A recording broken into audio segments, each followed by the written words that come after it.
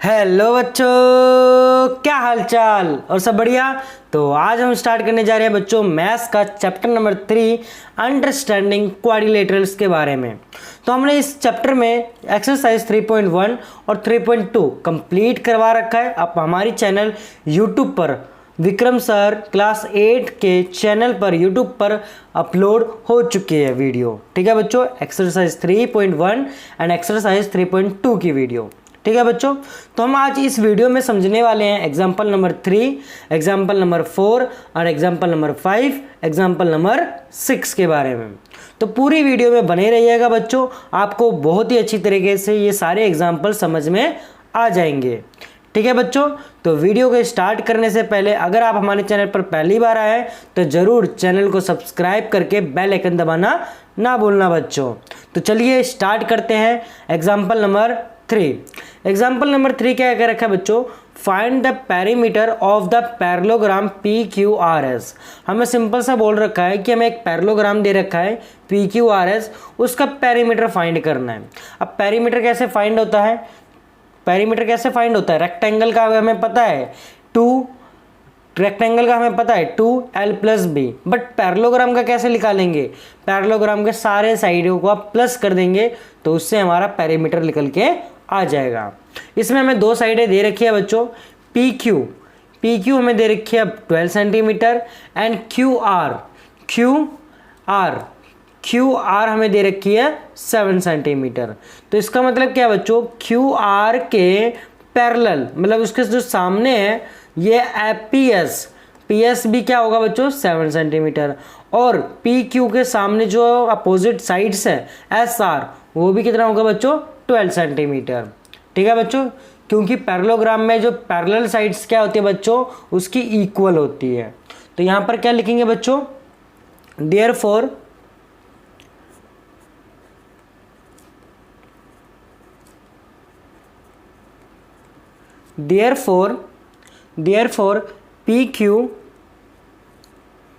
PQ equal to SR। PQ is equal to में SR कितना centimetre बच्चों 12 centimetre. ठीक है बच्चों 12 centimetre and QR equal to में बच्चों क्या QR इक्वल टू में PS इक्वल टू में 7 सेंटीमीटर।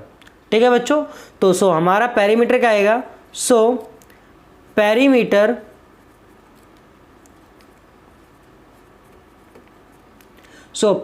इक्वल टू में PQ plus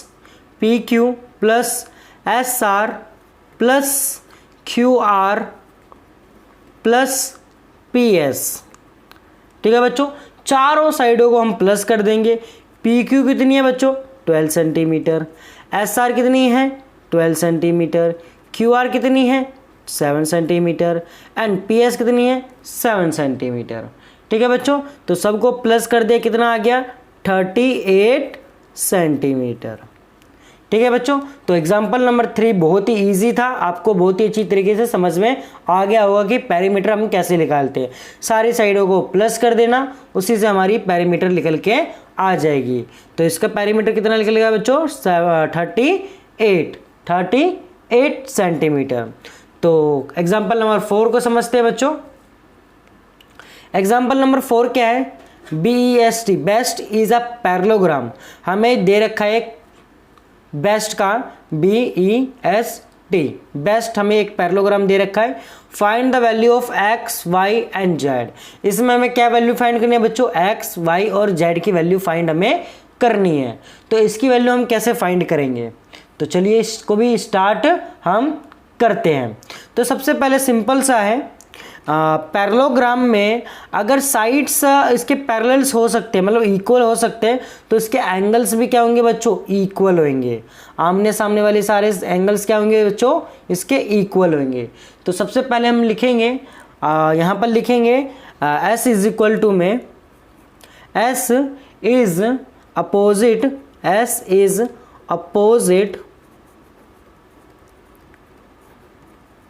opposite to B। To B. मतलब क्या बच्चों, ये जो बी और एस है ये क्या है बच्चों, अपोजिट है। अपोजिट दिखाई दे रहा है बच्चों, अपोजिट ही है, आमने सामने क्या होती है, वो अपोजिट होती है। ठीक है बच्चों, तो x इक्वल टू में इसमें तो क्या लिखला बच्चों, यहाँ पर लिखेंगे सो x इज इक्वल टू में 100। ठीक है बच्चों, ऐसा क्यों हुआ, क्योंकि अपोजिट एंगल प्रॉपर्टी लगाया गया है। कौन सा प्रॉपर्टी लगाया बच्चों, अपोजिट एंगल प्रॉपर्टी। आमने सामने वाली जो भी एंगल होंगे वो इक्वल होंगे, तो इसमें हम लगाएंगे अपोजिट एंगल प्रॉपर्टी।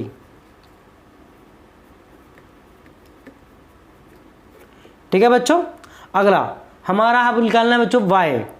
अब y कैसे निकालेंगे, अब देखो ये x है और ये क्या है, y है यहाँ पर। तो ये क्या हो रहा है बच्चों, कोरोस्पोंडिंग एंगल बन रहा है। क्या बन रहा है बच्चों, कोरोस्पोंडिंग एंगल बन रहा है। ठीक है, तो ये भी कितना होगा बच्चों, 100 होगा। ये भी क्या होगा बच्चों, 100। तो major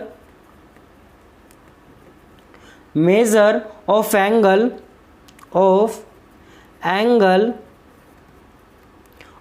angle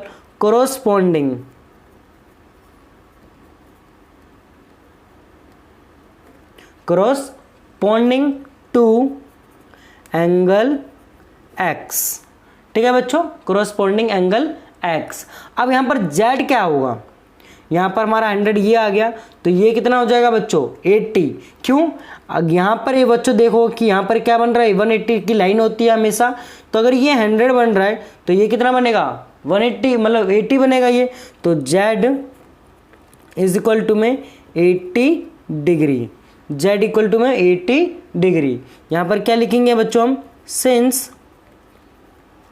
since angle x angle y is a linear pair. तो बच्चों लीनियर पेयर क्या होता है, एंगल x प्लस में एंगल y इक्वल टू में अगर 180 है तो इससे हमारा एंगल z निकल के आ जाएगा। ठीक है बच्चों, सिंपल सा मतलब देखो, लीनियर पेयर का मतलब क्या है, जैसे कि यहाँ पर से समझाते हैं। यहाँ पर बच्चों जैसे कि एक लाइन है, इस लाइन पर एक एंगल बनाया हुआ है। ठीक है बच्चों, एक एंगल बनाया हुआ है। अगर मान के चलो ये एंगल x है तो ये एंगल क्या होगा बच्चों, y होगा। और एक लाइन कितनी की होती है, एक लाइन कितनी डिग्री की होती है, 180 डिग्री की। तो 1 इक्वल टू में 180 डिग्री, एंगल x और एंगल प्लस में y।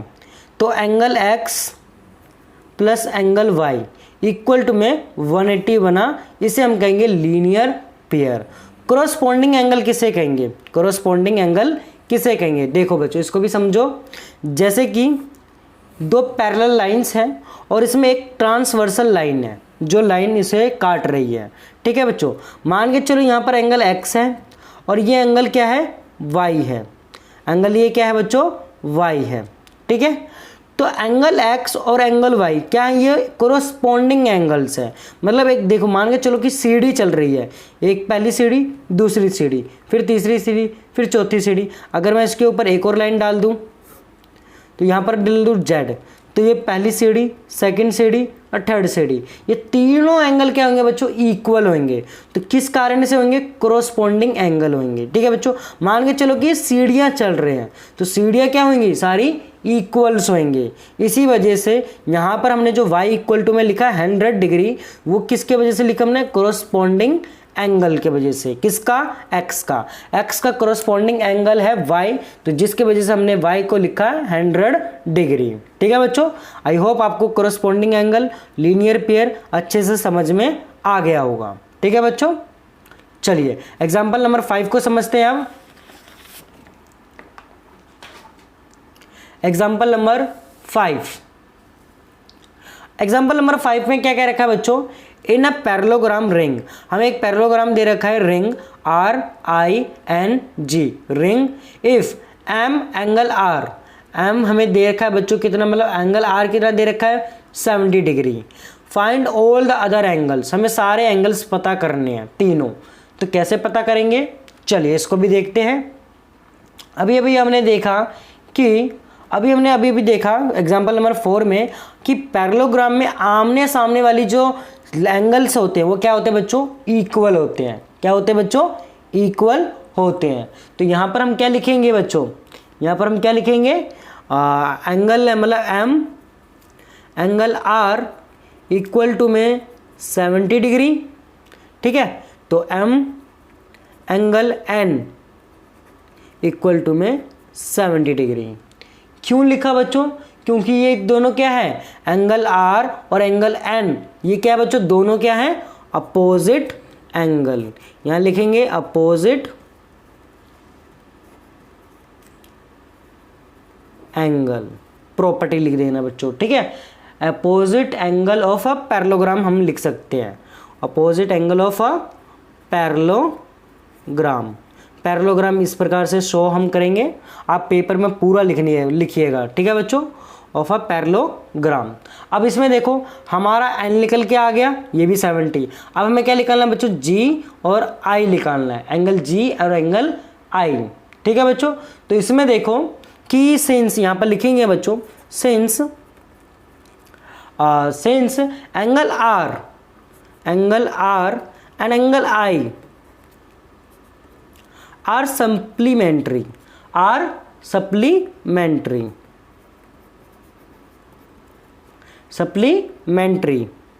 ठीक है बच्चों। अब सप्लीमेंट्री क्या होता है बच्चों, सप्लीमेंट्री एंगल लिखेंगे यहाँ पर। सप्लीमेंट्री एंगल क्या होता है, जो अभी हमने समझाया लीनियर पेयर का, जब कोई दो एंगल एक ही लाइन पर बन रही हो तो वो 180 डिग्री बनती है, और एंगल आर और एंगल आई दोनों को मिला के क्या बन रहा है बच्चों, 180 डिग्री। अगर ये 70 है तो ये 180 में से माइनस कर दो 70 को, तो हमारा कितना निकल के आ जाएगा, 110 निकल के आ जाएगा। तो यहाँ पर हम क्या लिखेंगे बच्चों, M angle I is equal to में 180 माइनस 70 इज इक्वल टू में 110 डिग्री, ठीक है बच्चों, 110 डिग्री। अब M angle G is equal to में 110 डिग्री। अब ये क्यों लिखा, क्योंकि एंगल आई का एंगल जी क्या है बच्चों, अपोजिट एंगल है। क्या है ये बच्चों, अपोजिट एंगल है। तो यहाँ पर लिख देंगे opposite angle, angle G is opposite to angle I, ठीक है बच्चों। हमने क्या लिखा, angle G is opposite to angle I, मतलब एंगल आई के एंगल जी क्या है बच्चों, अपोजिट है।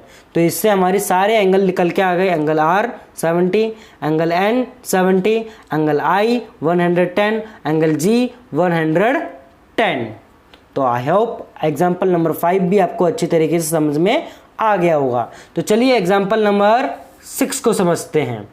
एग्जाम्पल नंबर 6 में क्या कह रखा है बच्चों, देखो हेल्प, हमें हेल्प का एक पैरेललोग्राम दे रखा है, HELP, हेल्प का, ठीक है। लेंथ आर इन सेंटीमीटर, जो इसमें लेंथ दे रखी है बच्चों वो सेंटीमीटर में दे रखी है। गिवन डेट हमें दे क्या रखा है बच्चों, OE हमें दे रखा है 4 centimetre, and HL is 5 more than PE। अब जो HL है हमारा 5 ज़्यादा है PE से, ठीक है बच्चों। तो फाइंड OH हमें फाइंड करनी है, OH। ये कैसे फाइंड करेंगे, तो चलिए इसको भी हम करते हैं। बहुत ही सिंपल है। इसमें सबसे पहले समझिएगा कि अगर हमें पैरेललोग्राम दे रखा है और उसका हमें क्या दे रखा है बच्चों, डायगोनल भी दे रखा है, तो मतलब उसके डायगोनल्स भी क्या होंगे बच्चों, इक्वल होंगे। अगर यहाँ से लेके यहाँ तक अगर 4 सेंटीमीटर है, यहाँ से लेके यहाँ तक अगर 4 सेंटीमीटर है, तो ये भी यहाँ से लेके यहाँ तक कितना होगा बच्चों, 4 सेंटीमीटर होगा। कितना होगा बच्चों, 4 सेंटीमीटर होगा। तो यहाँ पर लिखेंगे if OE is equal to में 4 सेंटीमीटर, देन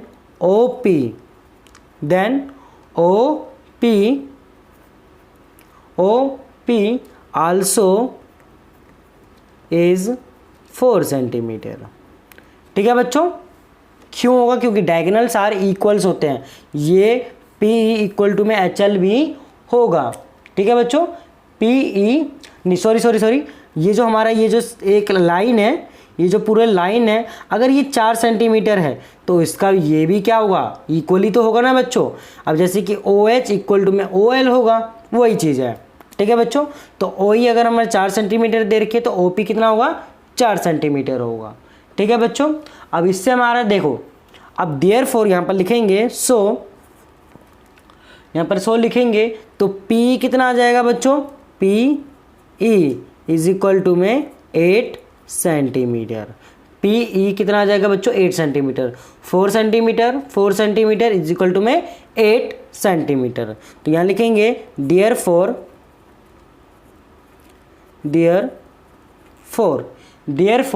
तो एच एल यहाँ पर क्या बोला था बच्चों? H L is 5 more than P. P से 5 क्या है बच्चों? ज़्यादा है। तो यहाँ पर लिखेंगे 8 प्लस में 5 इज इक्वल टू में 13। तो एच एल कितना आ गया बच्चों? 13 आ गया। ठीक है, 5 ज़्यादा। अब इसमें हम क्या निकालेंगे बच्चों? ओ एच निकालेंगे। क्या निकालेंगे बच्चों? O H. अब ओ एच कैसे निकालेंगे? हैंस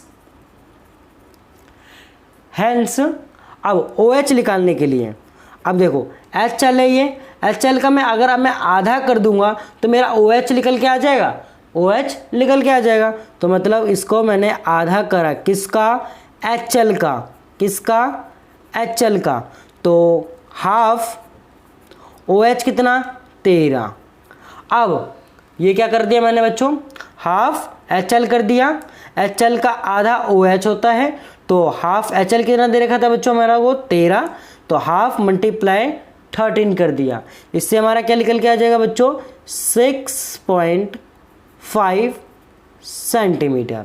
तो मतलब ओ एच कितना निकल के आ गया बच्चों? 6.5 सेंटीमीटर निकल के आ गया।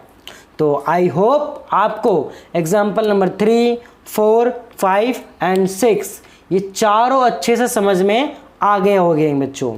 तो आज की वीडियो के लिए बस इतना ही बच्चों। आई होप आपको बहुत ही अच्छी तरीके से ये चीज़ें समझ में आ गई होगी। अगली वीडियो में हम एक्सरसाइज 3.3 को कवर करेंगे, तो चैनल को सब्सक्राइब करके बेल आइकन दबाना ना भूलना। एक्सरसाइज 3.3 की नोटिफिकेशन अगली सुबह 9 बजे आएगी, तो जल्दी से जल्दी चैनल को सब्सक्राइब करके बेल आइकन दबाना ना भूल लें और अपने दोस्तों को भी ज़रूर शेयर कर दे। और पढ़ाई पर जल्दी मतलब ज़्यादा से ज़्यादा फोकस करें, क्योंकि पेपर नज़दीक आ रहे हैं मिड टर्म के।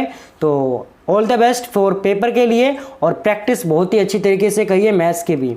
और इस वीडियो को ज़्यादा से ज़्यादा बच्चों को शेयर भी करें। तो आज की वीडियो के लिए बस इतना ही। धन्यवाद।